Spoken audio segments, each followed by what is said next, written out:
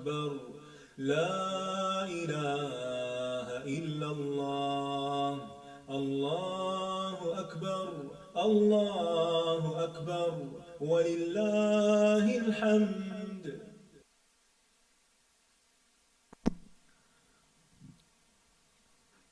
السلام علیکم ورحمۃ اللہ وبرکاتہ. السلام علیکم ورحمۃ اللہ وبرکاتہ. نحمده ونصلی علی رسولہ الکریم. اما بعد فاعوذ باللہ من الشیطان الرجیم. بسم اللہ الرحمن الرحیم. رب اشرح لی صدری ویسر لی امری واحلل عقدۃ من لسانی یفقہوا قولی. أعوذ بالله من الشيطان الرجيم. مثل الذين ينفقون أموالهم في سبيل الله كمثل حبة أنبتت 7 سنابل في كل سنبلة 100 حبة والله يضاعف لمن يشاء والله واسع عليم. مثل الذين ينفقون أموالهم في سبيل الله كمثل حبة أنبتت 7 سنابل في كل سنبلة 100 حبة والله يضاعف لمن يشاء والله واسع عليم. ان لوگوں کی مثال جو اپنے مال اللہ کے راستے میں خرچ کرتے ہیں ایک دانے کی مثال کی طرح ہے جس نے 7 خوشے اگائے، ہر خوشے میں 100 دانے ہیں، اور اللہ جس کے لیے چاہتا ہے بڑھا دیتا ہے، اور اللہ وسعت والا سب کچھ جاننے والا ہے. اس آیت میں فی سبیل اللہ مال خرچ کرنے کی ترغیب دی جا رہی ہے. مال انسان کی مرغوبات میں سے ہے. اللہ تعالیٰ نے انسان کے اندر مال کی محبت رکھی ہے تاکہ وہ اس محبوب چیز کو اللہ کے راستے میں خرچ کر کے آخرت میں اعلیٰ درجات حاصل کر سکے، اللہ عز و جل کا قرب حاصل کر سکے. اگر مال سے محبت نہ ہوتی تو درجات کی بلندی بھی نہ ہوتی، لیکن چونکہ انسان مال کی محبت میں شدید ہے، جیسا کہ فرمایا وَإِنَّهُ لِحُبِّ الْخَيْرِ لَشَدِيدٌ، تو پھر جتنی یہ محبت زیادہ ہوگی اتنا ہی اسے اللہ کے راستے میں خرچ کرنے کا ثواب بھی زیادہ ہوگا. اور انسان اپنی فطرت کے اعتبار سے مال سے بہت زیادہ محبت رکھتا ہے، جیسا کہ سورۃ الفجر میں فرمایا وَتُحِبُّونَ الْمَالَ حُبًّا جَمًّا. مال انسان کی زندگی کی ضروریات پوری کرنے کے لیے بھی بہت ضروری ہے. جب وہ اس کا کچھ حصہ خرچ کرتا ہے تو گویا دوسرے لفظوں میں وہ اپنی زندگی کی بعض ضروریات کو قربان کر کے، اپنے بعض عیش و عشرت کو ترک کر کے دوسروں کے لیے اس میں سے حصہ نکالتا ہے. تو جس درجے کی قربانی کرتا ہے اسی درجے کے بلند مقامات حاصل کرتا ہے. اور یہ ایک طرح سے انسانی خدمت بھی ہے، اور یہ خدمت دراصل عبادت ہی کی ایک شکل ہے. انفاق میں بہت کچھ شامل ہے، مال کے علاوہ علم، وقت، جاہ، مہارت وغیرہ وغیرہ.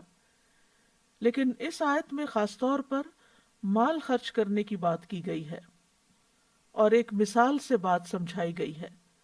مثال سے عموماً بات سمجھنا آسان ہو جاتا ہے. تو اللہ تعالیٰ فرماتے ہیں مثل الذین ينفقون اموالهم فی سبیل اللہ، مثال ان لوگوں کی جو اپنے مال اللہ کے راستے میں خرچ کرتے ہیں. اللہ کے راستے میں خرچ کرنے کا معنی کیا ہے؟ نمبر 1 جہاد میں خرچ کرتے ہیں، نمبر 2 نیکی کے کاموں میں خرچ کرتے ہیں. تو ان کی مثال کمثل حبۃ انبتت 7 سنابل، ایک مثال ایک دانے کی طرح ہے جو 7 بالیاں اگائے. یعنی جب ایک بیج بویا جاتا ہے تو اس سے ایک سٹیم نکلتا ہے، اس کی آگے پھر 7 شاخیں ہو جاتی ہیں، اور پھر ہر شاخ پر 100 دانے لگتے ہیں تو گویا ایک دانہ 700 دانوں میں تبدیل ہو جاتا ہے، یعنی ایک کے بدلے ایک وہ دیتا ہے اور 700 کسان حاصل کرتا ہے۔ اور صرف اتنا ہی نہیں بلکہ اگر دل کی پوری آمادگی کے ساتھ خرچ کرتا ہے اور اللہ سبحانہ تعالیٰ سے اجر کی توقع رکھتے ہوئے خرچ کرتا ہے تو فرمایا واللہ یضاعف لمن یشاء، یعنی اللہ تعالیٰ اس کو کئی گنا اور بڑھا دیتا ہے۔ ہر نیکی کا اجر 10 سے 700 گنا تو ہے ہی، لیکن جتنا جتنا جس کے اندر خلوص ہوگا، جتنا اس کے اندر مال کی محبت کے باوجود اس کو خرچ کرنے کا جذبہ ہوگا تو اس جذبے کے اعتبار سے اس کا اجر بھی بڑھا دیا جائے گا۔ لیکن اگر اس اخلاص میں کمی ہے اور بہت مشکل سے اس نے نکالا ہے اپنے اوپر ایک بوجھ سمجھتے ہوئے اور دل کی کراہت کے ساتھ، یعنی محبت کے ساتھ نہیں تو کراہت کے ساتھ، تو ہو سکتا ہے کہ یہ 700 گنا بھی نہ بنے، یعنی اسی اعتبار سے زیادہ ہوگا جتنا اس کے اندر اخلاص ہوگا، جذبہ ہوگا۔ جہاں تک 10 سے 700 گنا تک کا تعلق ہے تو اس کی وضاحت ایک حدیث سے بھی ہوتی ہے جو صحیح مسلم میں آتی ہے۔ ابو ہریرہ رضی اللہ عنہ سے روایت ہے، وہ کہتے ہیں کہ رسول اللہ صلی اللہ علیہ وسلم نے فرمایا، جس نے کسی نیکی کا ارادہ کیا پھر اس پر عمل نہیں کیا، اس کے لیے ایک نیکی لکھ دی جاتی ہے، اور جس نے کسی نیکی کا ارادہ کر کے اس پر عمل بھی کر لیا، اس کے لیے 10 سے 700 گنا تک نیکیاں لکھی جاتی ہیں۔ واللہ واسع، اور اللہ بہت وسعت والا ہے، اپنی تمام صفات میں وسعت والا ہے، اپنی رحمت، اپنی قدرت، اپنی مغفرت میں وہ بہت برتر اور بہت اعلیٰ ہے۔ علیم، بہت علم والا ہے، خوب جاننے والا ہے، یعنی اس کا علم بھی ہر چیز کو گھیرے ہوئے ہے، لہذا وہ دیکھتا ہے کہ کس نے کس جذبے کے ساتھ مال خرچ کیا تو اسی اعتبار سے اس کا فضل اس پر زیادہ ہو جاتا ہے۔ اس لیے یہ دو صفات ایک جگہ پر آئی ہیں۔ تو یہاں چونکہ مال کا ذکر کیا گیا ہے تو مال ہر وہ چیز ہوتی ہے جو انسان کی ملکیت میں ہو، خواہ وہ کوئی حصی چیز ہو جس کی کوئی قیمت ہو، یا نفع والی چیز ہو جیسے مانوی چیزیں، کوئی ہنر وغیرہ ہو۔ حصی چیزوں میں جیسے درہم و دینار ہیں، روپیہ پیسہ ہے، ڈالرز ہیں، گاڑی ہے، گھر ہے، اور اسی طرح جو منافع حاصل ہوتے ہیں وہ تمام چیزیں اس میں شامل ہو جاتی ہیں۔ اور فی سبیل اللہ میں دو چیزوں کا ہونا ضروری ہے، ایک یہ کہ وہ اللہ کے لیے خالص ہو، اور دوسرے یہ کہ وہ اللہ سبحانہ تعالیٰ کی شریعت کے مطابق ہو، اس کی پیروی میں ہو۔ اگر ان دو شرائط کے ساتھ انسان مال خرچ کرے گا تو اس کو اللہ سبحانہ تعالیٰ کی طرف سے بہترین اجر ملے گا جس کا انسان شمار بھی نہیں کر سکتا۔ اور خاص طور پر جب انسان اللہ کے راستے میں خرچ کرتا ہے خالصتاً اللہ کی رضا کے لیے، کوئی دکھاوا نہیں، کوئی ریاکاری نہیں، کوئی شہرت کا شوق نہیں، کوئی لوگوں کے اندر مشہور ہونے کا جذبہ نہیں، اور پھر یہ کہ طریقہ بھی درست ہو، تو پھر اللہ سبحانہ تعالیٰ ایسے خرچ کرنے کو اپنے ذمہ قرض کے طور پر لیتا ہے۔ اسی لیے سورۃ البقرہ میں ہی اللہ تعالیٰ فرماتے ہیں من ذا الذی یقرض اللہ قرضا حسنا فیضاعفہ لہ اضعافا کثیرہ واللہ یقبض ویبسط والیہ ترجعون۔ کون ہے وہ جو اللہ کو قرض دے، اچھا قرض یعنی خوبصورتی کے ساتھ دے اور اچھی چیز دے، پس وہ اسے اس کے لیے بہت زیادہ گنا بڑھا دے، اور اللہ بند کرتا ہے اور کھولتا ہے اور تم اسی کی طرف لوٹائے جاؤ گے۔ یعنی اللہ سبحانہ تعالیٰ ایسے صدقے کو اتنی عزت دیتا ہے کہ وہ اس کو اپنے ذمے قرض کے طور پر لیتا ہے، کیونکہ قرض ایسی چیز ہوتی ہے جس کا لوٹانا لازم ہوتا ہے، یعنی اللہ سبحانہ تعالیٰ پھر اس کا بہترین اجر اس کو کئی گنا زیادہ دے گا۔ فَيُضَاعِفَهُ لَهُ أَضْعَافًا كَثِيرًا، وہ اس کو اس کے لیے بہت زیادہ گنا بڑھا دے گا۔ جہاں تک مال خرچ کرنے کا تعلق ہے تو قرآن مجید کی متعدد آیات سے پتہ چلتا ہے کہ اللہ سبحانہ تعالیٰ بندوں کو اس پر ابھارتے ہیں اور خرچ کرنے کا شوق دلاتے ہیں۔ سورۃ ابراہیم میں اللہ تعالیٰ فرماتے ہیں قُلْ لِعِبَادِيَ الَّذِينَ آمَنُوا يُقِيمُوا الصَّلَاةَ وَيُنْفِقُوا مِمَّا رَزَقْنَاهُمْ سِرًّا وَعَلَانِيَةً مِّن قَبْلِ أَن يَأْتِيَ يَوْمٌ لَا بَيْعٌ فِيهِ وَلَا خِلَالٌ۔ میرے بندوں سے جو ایمان لائے ہیں کہہ دیجئے کہ وہ نماز قائم کریں اور اس میں سے جو ہم نے انہیں دیا ہے پوشیدہ اور ظاہر خرچ کریں، اس سے پہلے کہ وہ دن آ جائے جس میں نہ کوئی خرید و فروخت ہوگی اور نہ کوئی دوستی کام آئے گی۔ پھر اسی طرح اللہ ہی کے دیے ہوئے مال میں سے خرچ کرنا دراصل اللہ سبحانہ تعالیٰ کے ساتھ تجارت کرنا ہے، جس کا کئی گنا منافع زیادہ ملے گا۔ اسی لیے اللہ تعالیٰ سورۃ التوبہ میں فرماتے ہیں ان اللہ اشترى من المؤمنین انفسهم واموالهم بان لهم الجنہ، بے شک اللہ نے مومنوں سے ان کی جانیں اور ان کے مال خرید لیے ہیں، یعنی مالوں کا سودا کر لیا، مال لے لیے ہیں، یعنی وہ مال جو ہم صدقے میں دیتے ہیں، فی سبیل اللہ دیتے ہیں، دین کی کاز کے لیے دیتے ہیں، اللہ سبحانہ تعالیٰ ان کو تجارت سے تشبیہ دیتے ہیں، اس کے بدلے کہ یقیناً ان کے لیے جنت ہے۔ یعنی وہ مال اللہ تعالیٰ جو اللہ کی راہ میں خرچ کیے جاتے ہیں اس کے بدلے میں انسان کے لیے جنت کا وعدہ ہے۔ پھر یہ کہ خرچ کرنے سے اللہ کا قرب اور اس کی رحمت ملتی ہے۔ سورۃ التوبہ میں ہی فرمایا وَمِنَ الْأَعْرَابِ مَن يُؤْمِنُ بِاللَّهِ وَالْيَوْمِ الْآخِرِ وَيَتَّخِذُ مَا يُنْفِقُ قُرُبَاتٍ عِندَ اللَّهِ وَصَلَوَاتِ الرَّسُولِ أَلَا إِنَّهَا قُرْبَةٌ لَهُمْ سَيُدْخِلُهُمُ اللَّهُ فِي رَحْمَتِهِ إِنَّ اللَّهَ غَفُورٌ رَحِيمٌ۔ اور بدویوں میں سے کچھ وہ ہیں جو اللہ اور یوم آخرت پر ایمان رکھتے ہیں، اور جو کچھ خرچ کرتے ہیں اسے اللہ کے ہاں قربتوں اور رسول کی دعاؤں کا ذریعہ سمجھتے ہیں، سن لو بے شک وہ ان کے لیے قرب کا ذریعہ ہیں۔ یعنی اللہ تعالیٰ یقین دہانی کراتے ہیں کہ ایسا مال جو انسان اللہ کا قرب پانے کے لیے خرچ کرتا ہے تو جواب میں بدلے میں یقیناً اسے اللہ کا قرب حاصل ہوتا ہے۔ ان قریب اللہ انہیں اپنی رحمت میں داخل کرے گا، یعنی آخرت میں جنت کا وعدہ بھی ہے۔ بے شک اللہ بے حد بخشنے والا نہایت رحم فرمانے والا ہے۔ پھر اسی طرح آخرت کے علاوہ دنیا میں بھی اور پھر آخرت میں بھی مال کا خرچ کرنا خوف اور غم سے نجات کا ذریعہ ہے۔ سورۃ البقرہ میں اللہ تعالیٰ فرماتے ہیں الذین ينفقون اموالهم باللیل والنہار سرا وعلانیۃ فلهم اجرهم عند ربهم ولا خوف علیہم ولا هم يحزنون۔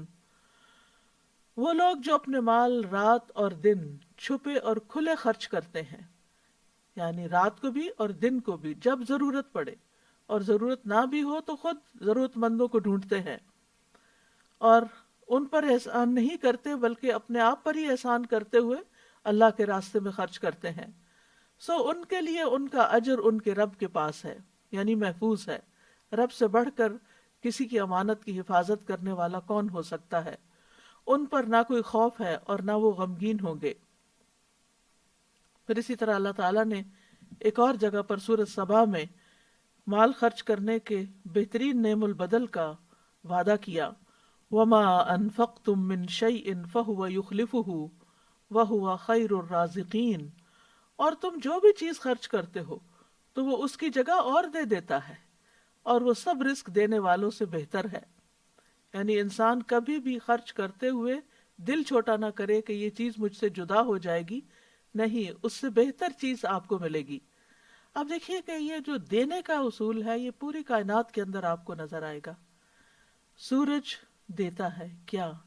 دھوپ، روشنی، گرمی، چاند دیتا ہے روشنی، پھر اسی طرح درخت دیتے ہیں یا آکسیجن یا پھل پھول، پھر اسی طرح بادل دیتے ہیں، سمندر اپنا پانی لینے دیتا ہے، ہوائیں بادلوں کو اٹھا کر ایک جگہ سے دوسری جگہ لے جاتی ہیں فائدہ پہنچانے کے لیے۔ تو یہ جو دینے کا اصول ہے یہ ساری کائنات کے اندر ہے، اور جو بھی دیتا ہے وہ اس سے بہتر پاتا ہے۔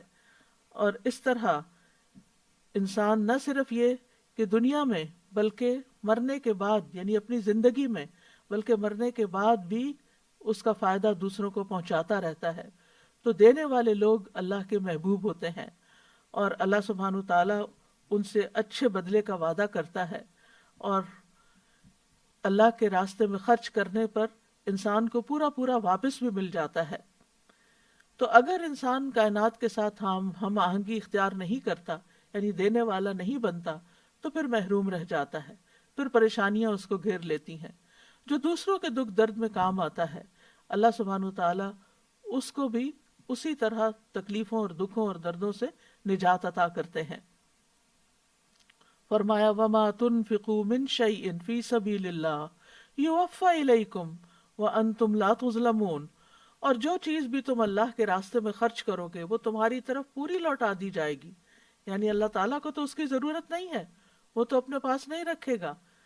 اور آپ دیکھیے کہ جس پر یہ یقین ہو کہ وہ ہماری امانت واپس کرے گا اور لازماً واپس کرے گا، تو اس کو آپ خوشی سے دیتے ہیں، خوشی سے اس کے پاس رکھواتے ہیں.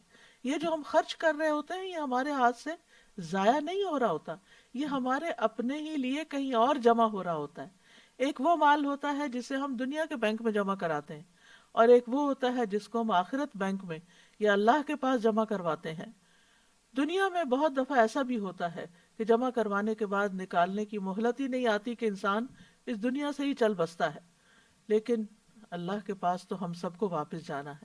انا للہ و انا الیہ راجعون، بے شک ہم اللہ ہی کے لیے ہیں اور اسی کی طرف واپس جانے والے ہیں. تو جو کچھ اپنی زندگی میں ہم آگے بھیجتے رہیں گے وہ وہاں پورا پورا، نہ صرف یہ کہ جو بھیجا وہ، بلکہ اس کو 10 گنا سے 700 گنا اور اس سے بھی زیادہ، کئی گنا زیادہ اخلاص کے مطابق اللہ سبحانہ وتعالیٰ بندوں کو واپس کرے گا.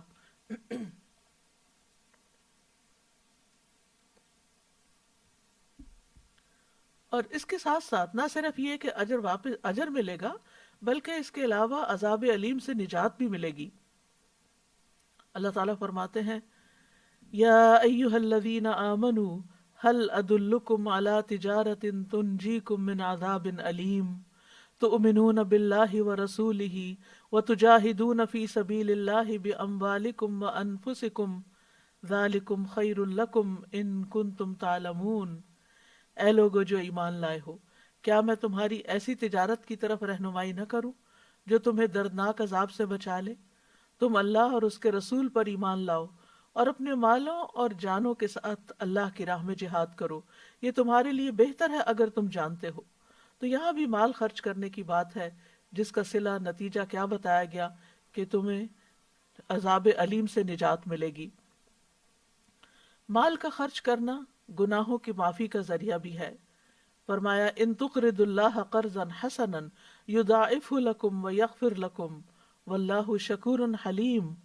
اگر تم اللہ کو قرض دو گے، اچھا قرض، تو وہ اسے تمہارے لیے کئی گنا زیادہ کر دے گا اور تمہیں بخش دے گا، اور اللہ بڑا قدردان بے حد بردبار ہے. پھر اسی طرح ایک اور جگہ پر فرمایا فالذین آمنوا منکم وانفقوا لهم اجر کبیر، کہ جو لوگ تم میں سے ایمان لائے اور انہوں نے خرچ کیا ان کے لیے اجر کبیر ہے، یعنی بہت بڑا خرچ ہے، بہت بڑا اجر ہے. پھر اسی طرح یہ خرچ کرنا جنت میں داخلے کا ذریعہ ہے. فرمایا وسارعوا الی مغفرۃ من ربکم وجنۃ عرضها السماوات والارض اعدت للمتقین الذین ينفقون فی السراء والضراء والکاظمین الغیظ والعافین عن الناس واللہ یحب المحسنین. اور ایک دوسرے سے بڑھ کر دوڑو اور اپنے رب کی جانب سے بخشش کی طرف اور اس جنت کی طرف جس کی چوڑائی آسمانوں اور زمین کے برابر ہے، ڈرنے والوں کے لیے تیار کی گئی ہے. کون ہے وہ؟ جو خوشی اور تکلیف میں خرچ کرتے ہیں، یعنی صرف اچھے دنوں میں خرچ نہیں کرتے، تنگ دست بھی ہو تو بھی وہ اللہ کے راستے میں خرچ کرتے ہیں، اور غصے کو پی جانے والے ہیں اور لوگوں سے درگزر کرنے والے ہیں، اور اللہ نیکی کرنے والوں سے محبت رکھتا ہے. اس کے برعکس جو لوگ اللہ کے راستے میں خرچ نہ کریں، قرآن مجید میں ان کی مذمت بھی کی گئی ہے. فرمایا ہا انتم ہؤلاء تدعون لتنفقوا فی سبیل اللہ فمنکم من یبخل ومن يبخل فإنما يبخل عن نفسه واللہ الغنی وانتم الفقراء وان تتولوا يستبدل قوما غیرکم ثم لا يكونوا امثالکم. سنو، تم وہ لوگ ہو کہ تم بلائے جاتے ہو تاکہ اللہ کی راہ میں خرچ کرو، تو تم میں سے کچھ وہ ہیں جو بخل کرتے ہیں، اور جو بخل کرتا ہے وہ در حقیقت اپنے آپ ہی سے بخل کرتا ہے، اور اللہ بے پرواہ ہے اور تم ہی محتاج ہو، اور اگر تم پھر جاؤ گے تو وہ تمہاری جگہ تمہارے سوا اور لوگوں کو لے آئے گا، پھر وہ تمہاری طرح نہیں ہوں گے. تو اس لیے یاد رکھنا چاہیے کہ جو کچھ ہم اللہ کے راستے میں خرچ کریں گے وہ ہمارے اپنے ہی فائدے کے لیے ہوگا. قرآن مجید کے علاوہ متعدد احادیث میں بھی خرچ کرنے کی فضیلت بتائی گئی ہے. ابو سعید خدری سے روایت ہے کہ ایک آدمی نبی صلی اللہ علیہ وسلم کے پاس آیا اور کہا کہ لوگوں میں سے افضل کون ہے؟ تو آپ نے فرمایا، لوگوں میں سب سے افضل یا بہتر آدمی وہ ہے جو اللہ کے راستے میں اپنی مال اور اپنی جان کے ساتھ جہاد کرتا ہو. یعنی اللہ کی کاز میں اپنی جان بھی دے اور اپنا مال بھی دے، یعنی کسی بھی چیز کو بچا کر نہ رکھے، کیونکہ بہترین بدلہ ان چیزوں کا اس سے بہتر سودا کیا ہو سکتا ہے کہ انسان اپنا وقت، اپنی صلاحیتیں، اپنی جان، اپنا مال، اپنا سب کچھ اس کو دے جس نے ہمیں دیا ہے. یعنی یہ ہم سب کچھ ہمارا ذاتی نہیں ہے، بلکہ ہم یہ جو بھی دیتے ہیں نہ اللہ پر احسان کرتے اور نہ بندوں پر، کیونکہ اللہ سبحانہ تعالیٰ نے ہمیں دیا ہے، اس نے دیا ہے اور کسی کے ذریعے ہمیں دیا ہے اور اس دنیا میں ہی دیا ہے. تو پھر اگر ہم کسی پر خرچ کرتے ہیں یا اللہ کی رضا کے لیے خرچ کرتے ہیں تو دراصل اپنا ہی بھلا کرتے ہیں. پھر اسی طرح اللہ تعالیٰ خرچ کرنے والوں پر کس طرح خرچ کرتے ہیں اس کی وضاحت ایک حدیث سے یوں ہوتی ہے کہ رسول اللہ صلی اللہ علیہ وسلم نے فرمایا، بے شک اللہ نے مجھ سے فرمایا خرچ کرو، تم پر خرچ کیا جائے گا. اور رسول اللہ صلی اللہ علیہ وسلم نے فرمایا، اللہ کا دایاں ہاتھ بھرا ہوا ہے اور رات دن کی فیاضی سے اس میں کمی واقع نہیں ہوتی، یعنی وہ دیتا رہتا ہے دیتا رہتا ہے. کیا تم دیکھتے نہیں کہ اس نے آسمان و زمین کے پیدا کرنے سے کتنی فیاضی کی ہے، لیکن اس کے دائیں ہاتھ میں کوئی کمی واقع نہیں ہوئی. پھر جو لوگ خرچ کرتے ہیں ان کے لیے فرشتے دعائیں بھی کرتے ہیں.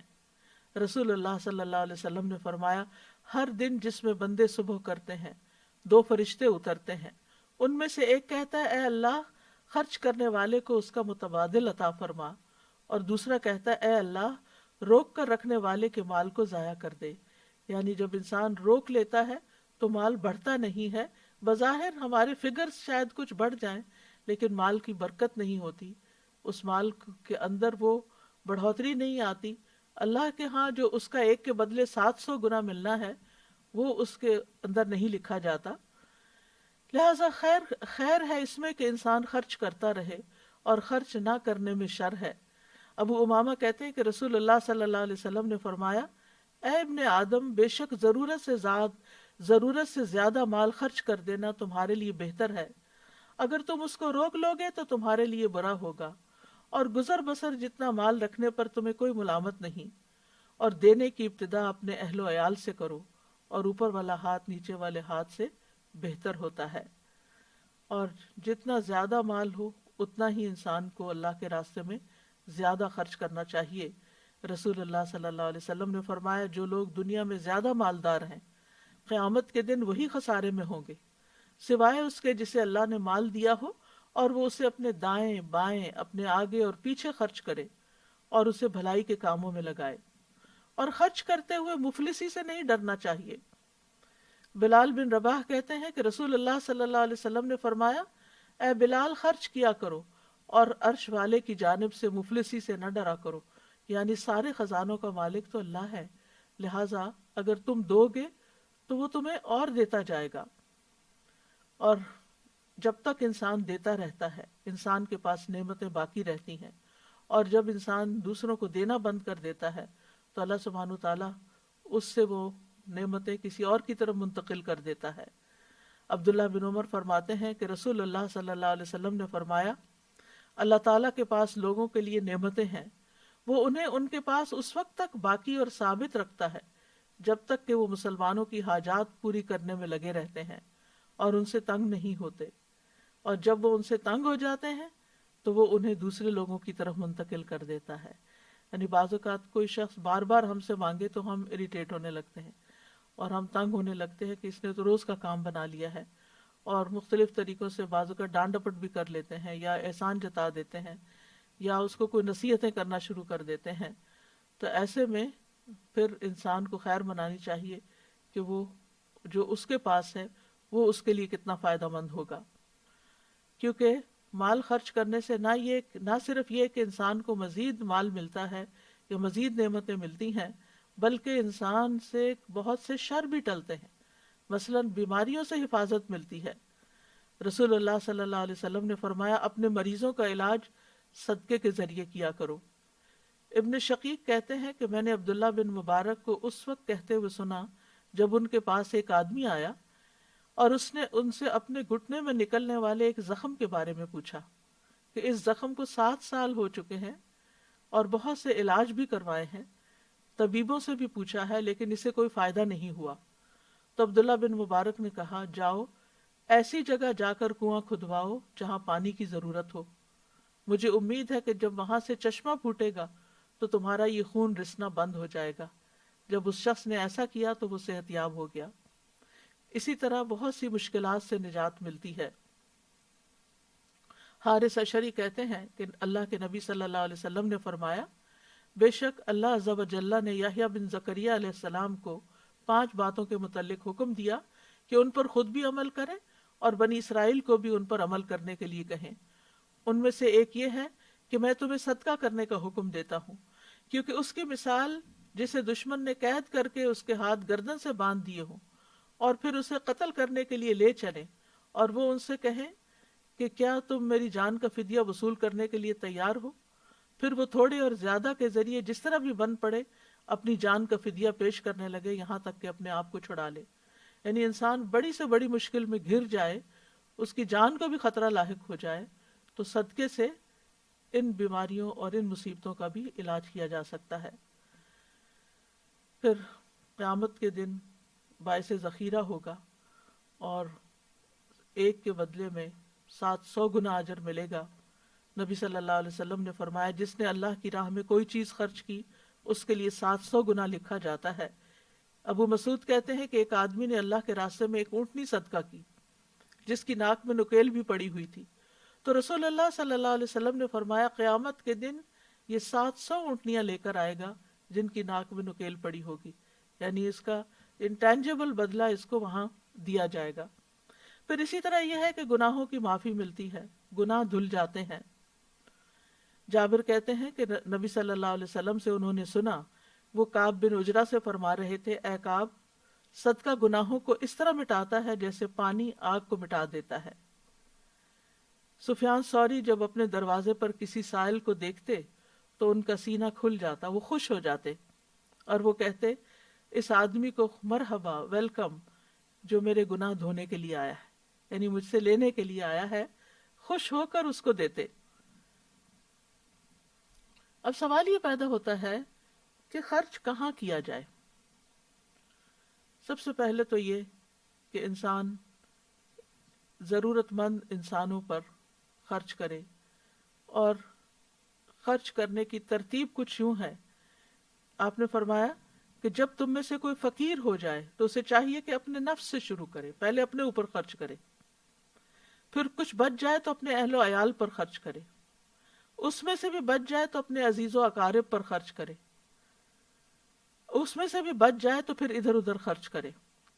قرآن مجید سے بھی یہ بات ہمیں کچھ یوں پتہ چلتی ہے یسألونک ماذا ينفقون قل ما انفقتم من خیر فللوالدین والاقربین والیتامى والمساکین وابن السبیل وما تفعلوا من خیر فإن اللہ به علیم. وہ آپ سے پوچھتے ہیں کیا چیز خرچ کریں، کہہ دو تم خیر میں سے جو بھی خرچ کرو سو وہ ماں باپ اور زیادہ قرابت والوں اور یتیموں اور مسکینوں اور مسافر کے لیے ہے، اور تم نیکی میں سے جو کچھ بھی خرچ کرو گے تو بے شک اللہ اسے خوب جاننے والا ہے. ابو قلابہ نے کہا عیال سے شروع کیا. پھر ابو قلابہ نے کہا اس سے بڑھ کر کس آدمی کا اجر ہوگا جو اپنے چھوٹے بچوں پر ان کی عزت و آبرو بچانے کے لیے خرچ کرتا ہے. یا اللہ ان کو اس کے سبب سے نفع دیتا ہے اور ان کو بے پرواہ کر دیتا ہے۔ پھر اسی طرح یہ ہے کہ ایک اور جگہ پر بھی آتا ہے کہ اے لوگو، نبی صلی اللہ علیہ وسلم نے فرمایا اللہ سے اس کے دیے ہوئے مال کے بدلے اپنے نفسوں کو خرید لو۔ اگر تم میں سے کوئی بخل کر کے اپنا مال لوگوں کو نہ دے تو وہ اپنے آپ سے شروع کرے، اپنی ضروریات پر خرچ کرے، خود پر صدقہ کرے، اللہ کے دیے ہوئے میں سے کھائے اور پہنے۔ پھر اسی طرح اپنے اہل و عیال پر خرچ کرنا بھی فی سبیل اللہ شمار ہوتا ہے۔ کعب بن عجرہ کہتے ہیں کہ نبی صلی اللہ علیہ وسلم کے پاس سے ایک شخص گزرا تو رسول اللہ صلی اللہ علیہ وسلم کے صحابہ نے اسے بہت قوی اور چست پایا۔ انہوں نے عرض کیا اللہ کے رسول، اگر یہ شخص اللہ کے راستے میں ہوتا یعنی جہاد کرتا تو بہتر تھا۔ تو آپ نے فرمایا اگر یہ شخص اپنے چھوٹے بچوں کے لیے بھاگ دوڑ کرنے نکلا ہے تو یہ اللہ کے راستے میں ہے، اگر یہ اپنے بوڑھے بزرگ والدین کے لیے بھاگ دوڑ کرنے نکلا ہے تو یہ اللہ کے راستے میں ہے، اور اگر یہ اپنے نفس کے لیے بھاگ دوڑ کرنے نکلا ہے کہ اسے سوال سے بچائے تو یہ اللہ کے راستے میں ہے، اور اگر یہ دکھاوے اور باہم فخر کی خاطر بھاگ دوڑ کرنے نکلا ہے کہ زیادہ مال کماؤں اور پھر اس کے ذریعے لوگوں پر فخر جتاؤں تو یہ شیطان کے راستے میں ہے۔ یعنی جب تک مال کمانے کی نیت درست ہے، جب تک اس کا یہ عمل عبادت ہے۔ اسی طرح اہل و عیال پر خرچ کرنا افضل خرچ کرنا ہے۔ رسول اللہ صلی اللہ علیہ وسلم نے فرمایا افضل دینار جو آدمی خرچ کرتا ہے وہ ہے جو اپنے اہل و عیال پر خرچ کرتا ہے، اور وہ دینار جس کو اللہ کے راستے میں اپنے جانور پر خرچ کرتا ہے، اور وہ جو اپنے ساتھیوں پر اللہ کے راستے میں خرچ کرتا ہے۔ پھر اسی طرح ہم دیکھتے ہیں کہ بہنوں اور بیٹیوں پر خرچ کرنا بھی ثواب کا باعث ہے۔ نبی صلی اللہ علیہ وسلم نے فرمایا جو شخص اپنی 2 بیٹیوں یا 2 بہنوں یا قریبی رشتہ دار عورتوں پر ثواب کی نیت سے اس وقت تک خرچ کرتا رہے یہاں تک کہ اللہ عز و جل ان دونوں کو اپنے فضل سے مالدار کر دے، یا وہ ان کی کفایت کرتا رہے، تو وہ دونوں اس کے لیے جہنم کی آگ سے رکاوٹ بن جائیں گی۔ یعنی اگر رشتہ داروں کو آپ دیتے ہیں، بہن بھائیوں پہ خرچ کرتے ہیں، تو پھر عام طور پر لوگ باہر دینے کو پسند کرتے ہیں، لیکن بہن بھائی اگر ضرورت مند ہو تو ان پر خرچ نہیں کرنا چاہتے کہ کہیں یہ ہمارے برابر کے نہ ہو جائیں یا پھر ہم سے آگے نہ بڑھ جائیں۔ ایک خاموش مقابلہ رہتا ہے ایسے رشتوں میں۔ تو اس کے لیے یہ ہے کہ اگر بہن بھائی ضرورت مند ہے تو پہلے ان کا حق ہے کہ ان پر خرچ کیا جائے۔ پھر اسی طرح رشتہ داروں پہ خرچ کرنے کے بارے میں آپ نے فرمایا کہ جو شخص صلہ رحمی کے لیے جتنا عطیہ دیتا ہے اللہ اس کے مال میں اتنا ہی اضافہ کرتا ہے۔ یعنی جو شخص چاہے کہ اس کے رزق میں برکت ہو اور اس کی عمر میں برکت ہو تو اسے چاہیے کہ وہ اپنے رشتہ داروں کے ساتھ صلہ رحمی کرے، جیسے کہ ایک اور حدیث میں آتا ہے۔ آپ نے یہ بھی فرمایا کہ بے شک سب سے افضل صدقہ وہ ہے جو اپنے اس رشتہ دار پر کیا جائے جو پوشیدہ دشمنی رکھنے کی بنا پر تم سے اعراض کرے، یعنی جو تم سے بات بھی نہ کرنا چاہے، تمہارا کوئی حق بھی نہ دے، تو اس پہ خرچ کرنا زیادہ افضل ہے۔ اسی طرح مسکین، یتیم اور مسافر کو پھر کھانا کھلانا، پانی پلانا، یہ بھی بہترین صدقات میں شامل ہے۔ پھر پودے لگانا، اپنے مال سے پودے خرید کر لگانا جو ہے صدقہ جاریہ کے کاموں میں سے ہے۔ پھر کسی کی ضرورت پوری کرنا، کسی کا قرض ادا کر دینا، حج اور عمرہ میں خرچ کرنا، خود اپنے لیے یا دوسروں کے لیے، یعنی اگر کوئی حج پہ جا رہا ہو یا عمرے پہ جا رہا ہو اور خاص طور پر اگر کوئی ضرورت مند ہو تو اس پہ خرچ کرنا۔ پھر مسجد بنوانا، جس نے اللہ کے لیے کبوتر کے گھونسلے کے برابر یا اس سے بھی چھوٹی مسجد بنائی، اللہ اس کے لیے جنت میں گھر بنائے گا۔ اب سوال یہ پیدا ہوتا ہے کہ اتنی چھوٹی مسجد تو ہوتی نہیں، لیکن مسجد میں اگر اتنی سی جگہ، چھوٹے گھونسلے جتنی جگہ بھی اس نے اپنے مال سے کچھ اس میں حصہ ڈالا، اس کو بنانے میں ایک بلب بھی لگوا دیا، لائٹ کا انتظام کر دیا، پانی کا ایک گلاس ہی وہاں رکھ دیا تاکہ نمازی اس میں سے فائدہ اٹھائیں۔ پھر اسی طرح مسجد میں مصحف رکھنا، یہ بھی صدقہ جاریہ کے کاموں میں سے ہے۔ رسول اللہ صلی اللہ علیہ وسلم نے فرمایا 7 چیزوں کا ثواب بندے کی موت کے بعد بھی جاری رہتا ہے جب وہ قبر میں ہوتا ہے۔ جس نے علم سکھایا، نہر بنوائی، کنواں کھدوایا، درخت لگوایا، مسجد بنوائی، کسی کو قرآن کے مصحف کا وارث بنا دیا، یا اولاد چھوڑی جو اس کے مرنے کے بعد اس کے لیے استغفار کرتی ہے، تو یہ چیز یہ صدقہ ان میں سے ہے جو مرنے کے بعد بھی جس کا فائدہ جاری رہتا ہے. اسی طرح طالب علموں پہ خرچ کرنا.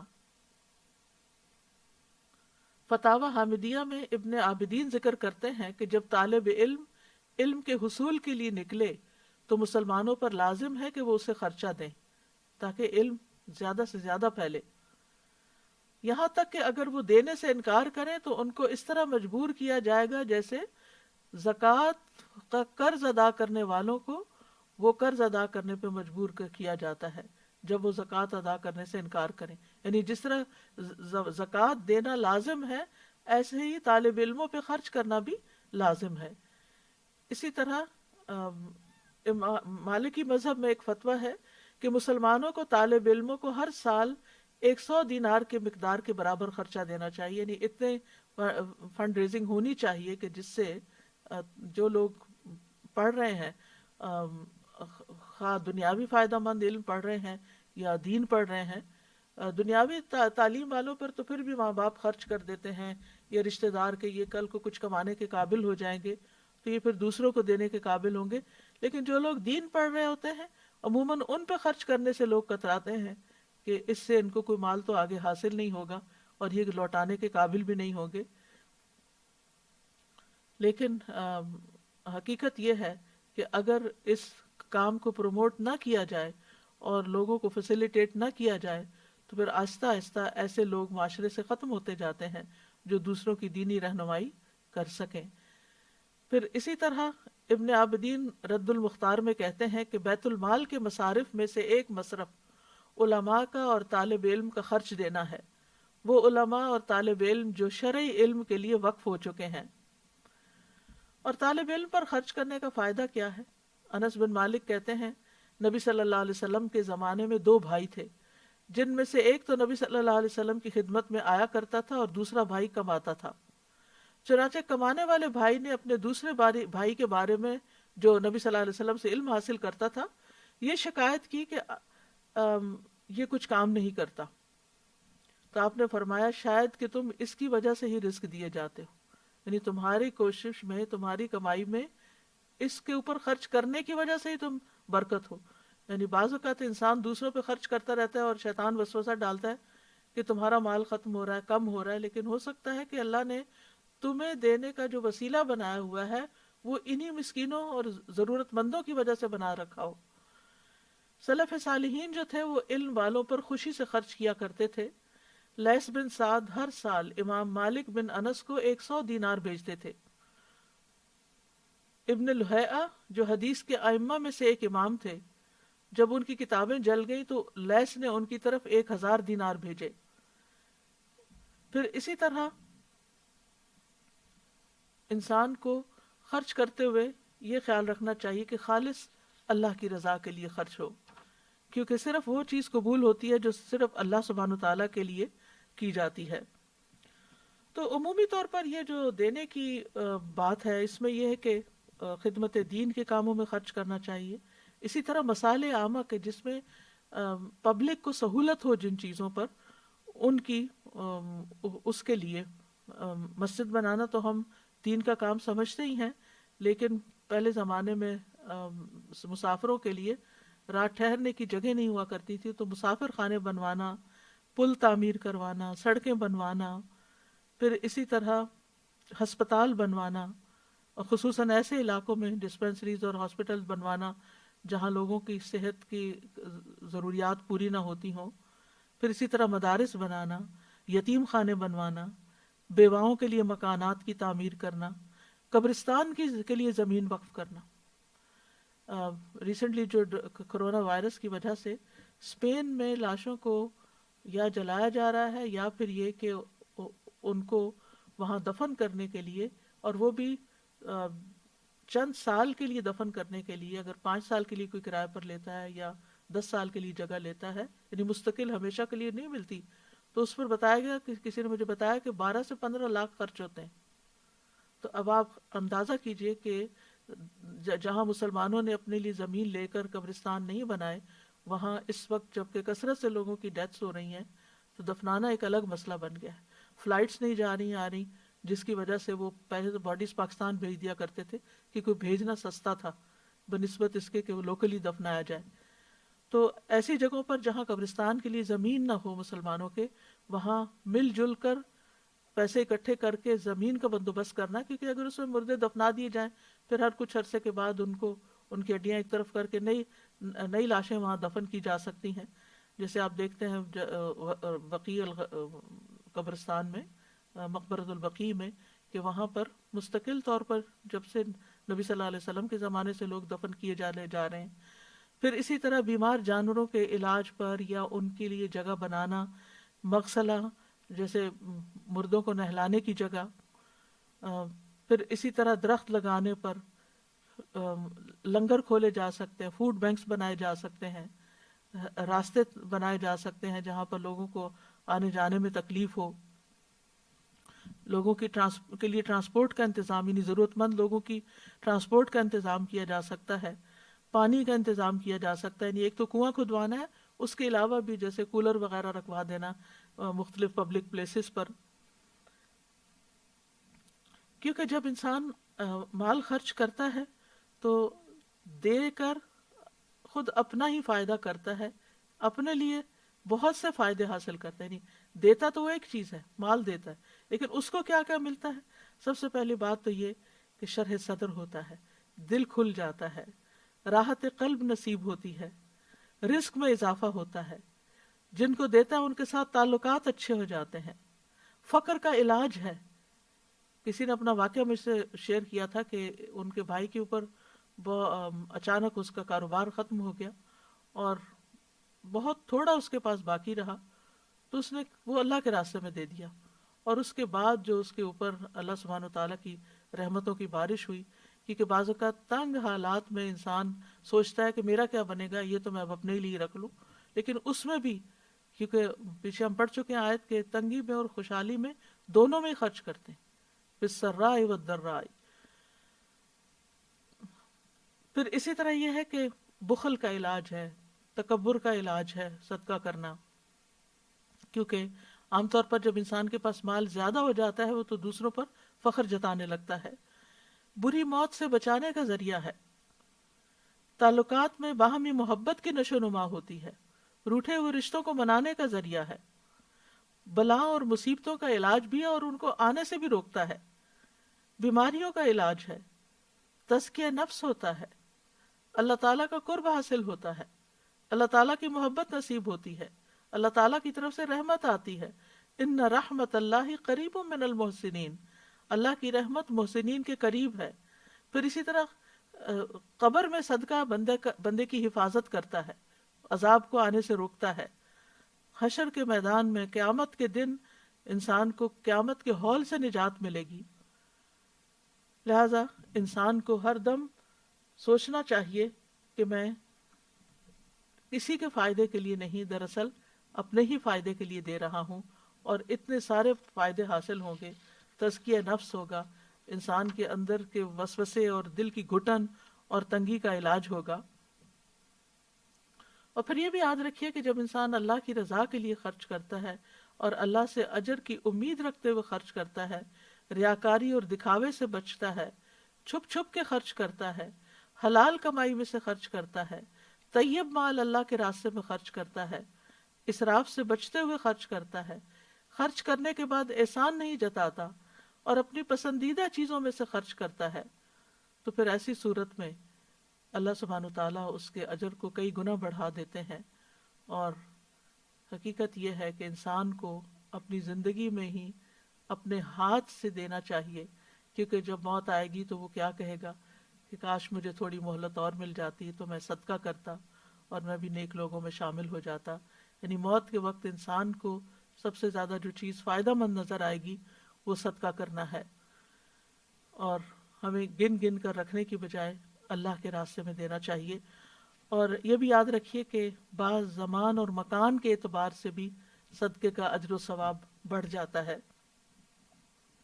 مثلا مکہ اور مدینہ میں خرچ کرنا، حرم کے اندر خرچ کرنا، فقراء مساکین وغیرہ کو دینا، سفر کے دوران اپنے ساتھیوں پر خرچ کرنا، دیگر مسافروں پر خرچ کرنا، پھر اسی طرح بیماری کے وقت خرچ کرنا، کہ جب انسان کو اس بات کی ضرورت ہو کہ اپنے علاج کے لیے بھی پیسہ چاہیے، اپنے علاج کے لیے بھی ضروریات بڑھ جاتی ہیں. عام روزمرہ زندگی میں تو انسان کو کھانے پینے کی ضروریات ہوتی ہیں، لیکن بیماری میں مزید خرچ بڑھ جاتے ہیں، تو اس وقت خرچ کرنا. پھر اسی طرح فی سبیل اللہ، اللہ کے راستے میں خرچ کرنا، رمضان کے مہینے میں خرچ کرنا. پھر رمضان کے مہینے میں خاص طور پر روزہ وغیرہ کھلوانا اور ضرورت مندوں کی ضرورت پوری کرنا. بعض لوگ تو اپنی زکوٰۃ بھی رمضان کے مہینے میں نکالتے ہیں، تو ضروری نہیں ہے، وہ تو جب سال پورا ہو جائے تو فوراً نکال دیں، رمضان کا انتظار نہ کریں. لیکن اگر آپ کی تاریخیں وہی بنتی ہیں تو بہتر یہ ہے کہ پھر فوراً رمضان میں ہی زکوٰۃ نکال دی جائے، کیونکہ رمضان میں خرچ کرنا غیر رمضان سے افضل ہے. پھر عشرہ ذی الحجہ میں خرچ کرنا، کیونکہ سال بھر میں کوئی بھی نیک کام اتنا اجر نہیں پاتا جتنا عشرہ ذی الحج میں انسان جب کوئی نیکی کرتا ہے. پھر اسی طرح اگر کوئی حج پہ جا رہا ہو تو وہ فی سبیل اللہ ہوتا ہے، اس پر خرچ کرنا. اسی طرح عید کے دنوں میں خرچ کرنا، بھوک کے دن کھانا کھلانا، اگر کوئی بیمار ہے تو اس کے علاج کے لیے خرچ دینا. اور اس کے لیے انسان کو ضرورت مندوں کو تلاش کرنا چاہیے. گویا دوسرے لفظوں میں انسان کا ایک مزاج ہی بن جائے کہ وہ اس کو دیتے ہی رہنا ہے، دینے والا بننا ہے. اور پھر جو شخص دیتا رہتا ہے اس کا صدقہ صرف اس کی زندگی میں ہی فائدہ نہیں دیتا، بلکہ اس کی موت کے بعد بھی جب تک وہ باقی رہتا ہے اس کا اثر، مثلا وہ درخت لگاتا ہے تو اس کی موت کے بعد بھی جب تک اس درخت سے لوگ فائدہ اٹھائیں گے، سائے پہ اس کے بیٹھیں گے، اس کے سائے کے نیچے بیٹھیں گے، اس کے پھل کھائیں گے، اس کے آکسیجن لیں گے اس سے، تو اس کے لیے وہ صدقہ جاریہ ہوگا. تو انسان کو بنیادی طور پر اس ساری بات کا جو مقصد ہے وہ یہ ہے کہ نفع دینے والا بننا چاہیے، فائدہ دینے والا بننا چاہیے. اور یہ نفع رسانی کا جذبہ جو ہے یہ اعلیٰ ترین جذبہ ہے.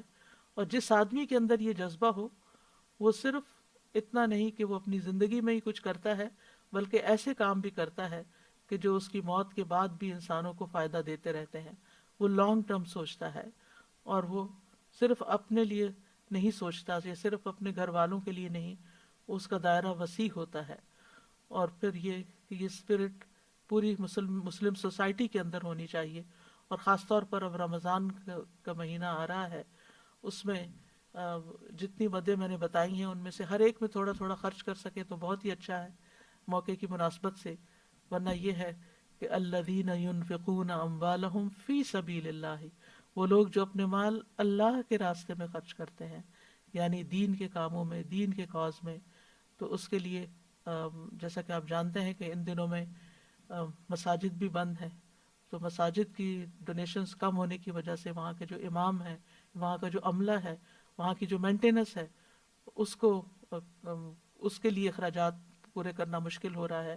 پھر اسی طرح تعلیم دینی مدارس ہیں، تو خصوصی طور پر ان دنوں میں ان کو بھی یاد رکھنے کی ضرورت ہے. اللہ سبحانہ وتعالیٰ خرچ کرنے والوں کو بے پناہ عطا کرے، اور جن کے دل تنگ ہیں اللہ ان کے دلوں کو کھول دے.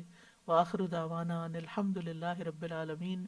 سبحانک اللہم وبحمدک، اشہد ان لا الہ الا انت، استغفرک واتوب الیک. السلام علیکم ورحمۃ اللہ وبرکاتہ. اللہ اکبر اللہ اکبر اللہ اکبر، لا الہ الا اللہ.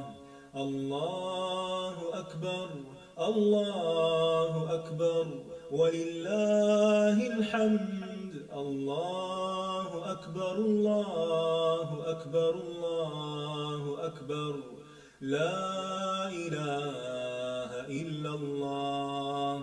اللہ اکبر اللہ اکبر وللہ الحمد.